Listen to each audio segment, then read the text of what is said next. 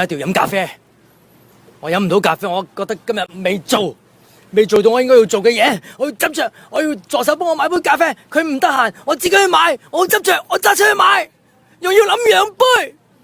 夠執着啦啩？有時叫你唔好做啊，係仲難過叫你去做嘢啊。點解呢？因為大部分人咧都有個信念啊，就係成日覺得咧要得到成果嘅話，就要俾心機、努力、奮鬥 ，no pain no gain，先至可以咧得到你想要嘅成果咯。咁但係保持呢一種狀態，你又係咪會真係變得幸福呢？似乎咧你係只會得到相反嘅結果咯。譬如就係咧搞到自己好緊張啦，身體咧成日都覺得好緊繃啊，長期個膊頭咧都好似俾千斤重壓住咁樣嘅，咁咪造成慢性壓力咯。其實我自己見啦，大部分嘅人咧，佢都只不過係處於一種亞健康嘅狀態嘅啫，即係喺度死頂咯，只不過係未死得咁樣嘅咋。但係唔代表咧佢係冇事咯。咁所以咧，我哋實在咧係要俾自己放鬆落嚟啊，先至能夠咧取得翻一個平衡，讓你嘅人生咧繼續前進，同埋咧搵翻一份自在感同埋幸福感咯。咁今日咧就想同大家介紹一本書啊，書名咧就係鬆弛感啊。大部分嘅人咧其實都好似一條拉到好緊嘅橡筋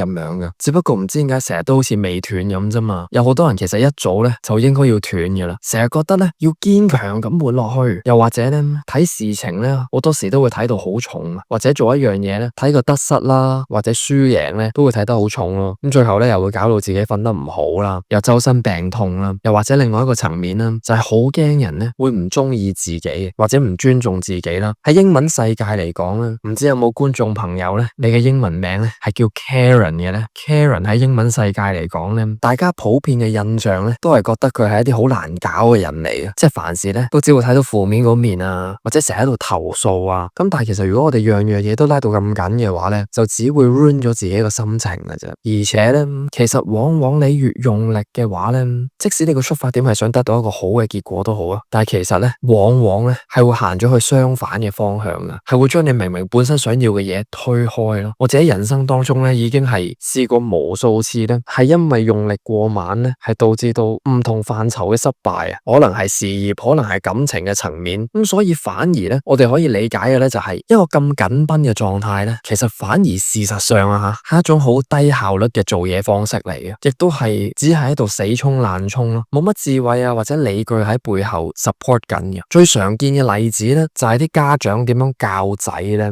成日咧都只係得打同埋鬧兩招咯。同埋有陣時咧，我會見好多家長咧，係對於佢哋小朋友出錯咧，係好 sensitive 嘅，係好大驚小怪嘅，喺啲功課唔識做咧，真係鬧到啲仔女拆煎嘅。咁其實呢一個現象咧，亦都係反映緊我哋一個人點解會咁緊張嘅咧，好多時都係來自於童年時期嘅創傷啊，一啲嘅傷口喺屋企入邊咧，係得唔到足夠嘅 support 或者安全感咯，成日咧都係要睇人面色做人啊，好驚做錯嘢啊，好驚打爛嘢啊，因為咧少少風吹草動咧就會俾人鬧噶啦，咁結果就將呢個模式 copy and paste 咁樣咧就貼咗落去成年時期嘅生活嗰度咯。咁即使咧大家咧其實有陣時好多嘢都明嘅，都知道唔好咁緊張啦，放鬆啲啦，但係咧其實都冇得話呢一下子咧就真係可以放鬆嘅，因為呢個已經係形成咗一種習慣啦。作者話咧，放鬆唔到嘅人咧，內心咧都有一個細個嘅時候被逼長大嘅自己咯。譬如有啲朋友咧比較早熟啲嘅，或者屋企咧係做大佬嘅大家姐嘅，父母咧唔係點理個屋企嘅，好多嘢都乜都要係自己搞啊，導致到自細到大已經習慣咗呢種咁緊繃、咁緊張嘅狀態咯。咁即使長大咗之後，我哋知道咗自己好緊張啊，甚至乎可能喺某一啲環境入面都覺得唔可以再留低啦，可能係原生家庭啦，可能係你嘅婚姻啦，要離婚啦，或者你要轉工啦，其實單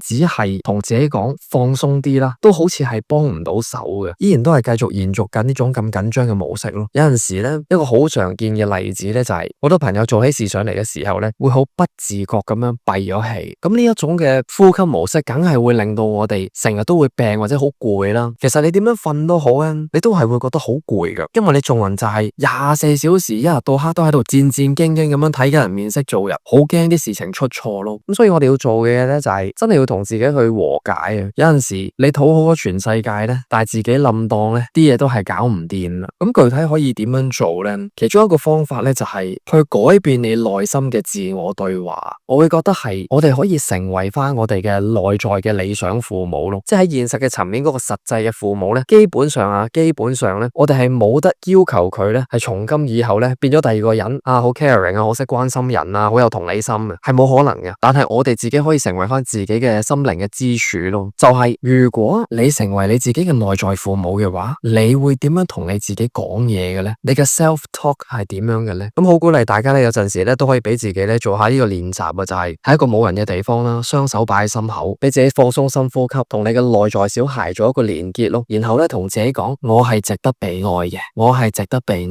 嘅，我係值得被愛嘅。由呢一個位開始咧，去真正接納自己咯。因為好多時咧，一個緊張嘅人睇嘢咧係好二元對立噶，成日會覺得咩成王敗寇啊，我一係就係好成功，唔係我就係垃圾啊。咁但係我哋值得喺呢個部分咧，去建立翻屬於自己真正成功嘅定義咯。咁作者咧喺書入邊咧寫咗幾句，我覺得寫得幾靚嘅。佢話咧，成功咧唔係因為你做到啲乜嘢，而係你能唔能夠接納失敗時嘅自己咯。因為人生冇得次次都贏噶，但係個關鍵係我哋能唔能夠輸咗都愛自己咯。即係其實如果一個人嘅自信心永遠都係建立喺外界嘅成敗得失嘅時候咧，其實嗰個人唔係真係有自信嘅，佢嗰種係一種虛假嘅自信嚟嘅啫。咁如果有一日佢輸咗咧，咁佢係咪要崩潰啊？咁嗰個自信又點可以稱之為自信咧？咁有陣時咧呢個情況咧，女性咧係會比較嚴重一啲，因為咧傳統嘅社會文化咧都要求女仔咧係要聽話啦，唔好表達咁多自己嘅意見啦，咁樣咧就為之叫做乖啦。但係好想喺度講咧，乖咧絕對唔係一種褒義詞嚟嘅，其實佢係一種貶義詞嚟嘅。乖某程度上咧係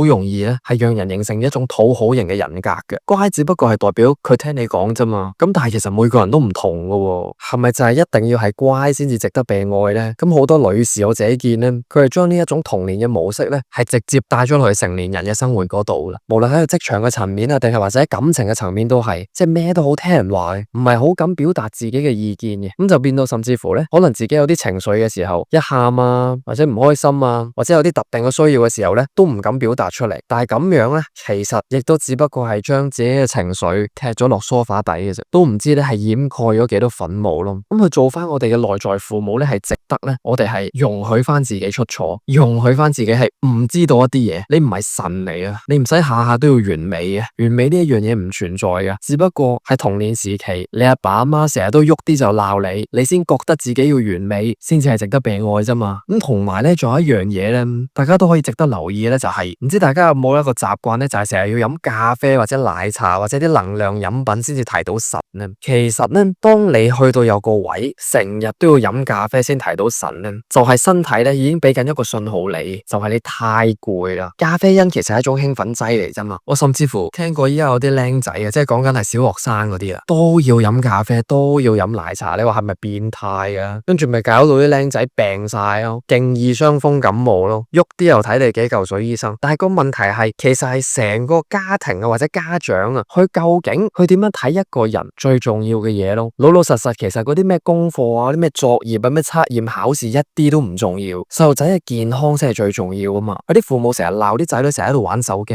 咁但係我哋要明白，你淨係鬧佢，你淨係叫佢唔好玩，你淨係逼佢罰佢係冇用嘅。即係我見到好多家長嘅模式，淨係識得喺度叫佢哋唔准呢樣，唔准嗰樣，喺度恐嚇佢或者同佢講道理。但係我哋要睇到佢玩手機嘅成因啊嘛，就係好有機會係佢喺家庭入邊感受唔到愛咯。譬如好常見嘅，好多啲屋企咧係唔傾偈噶，唔會一齊玩噶。咁面對就個細路仔冇乜快樂嘅時光咯。個阿爸阿媽淨係識叫人做功課，買練習俾個仔又覺得好愛佢。咁但係阿仔要啲乜嘢咧？阿仔要嘅係陪伴咯，係爸爸媽媽或者一家人啦一齊玩一齊好開心嘅時光。咁其實唔係嘅話，家庭嘅作用係啲乜嘢咧？係咪就係做嗰本練習簿咧？咁睇翻我哋自己嘅人生都係一樣咯。最重要嘅人係你啊嘛，你理得佢啫？佢點樣睇你係唔重要嘅，你點樣睇你先係重要咯。但係如果你睇得外界嘅評價太重嘅話咧，你就會冇咗你自己咯，就會壓垮咗你成個人噶啦。即係所以好中意咧巴夏咧教嘅一句肯定句，都好鼓勵大家咧。總之記得嘅時候就念下啦，就係 I am who I am and that is enough。我就係我，而咁樣就足夠啦。你唔使做啲咩證明俾人睇嘅。其實其他人咧都淨係顧住自己嘅啫。佢鬧完一兩句咧，都係關心翻自己嘅嘢嘅啫。所以好多嘢咧唔使睇得咁重啊。一句 so what 是但啦，由佢啦，冇所謂啦就得噶啦。作者者話咧停止對自己失望咧，先至能夠開始長大咯。咁所以咧，我哋都要學識咧，就係對自己溫柔一啲啦。亦都好想喺度呼籲啊，家長見到小朋友做錯嘢咧，唔需要咁大反應，因為咁樣咧，某程度上係反映緊自己嘅情緒咧，都有啲心結啦，都有啲傷口喺度咯。咁啊，值得我哋自己處理好先。所謂點樣去有一個鬆弛感咁去生活，或者不慌不忙咁去生活咧，就係我哋可以喺緊繃啦，同埋躺平擺爛嘅中間狀態下游離咯。咁所有嘢都係咁噶，時鬆時緊，我哋先行到落去嘅。咁可以俾自己咧適當嘅時候放鬆啦，適當嘅時候咧咪做下嘢咯。但係咧亦都唔需要咧對結果有太大嘅期望嘅，好好過好自己嘅生活，你就係人生最大嘅贏家噶啦。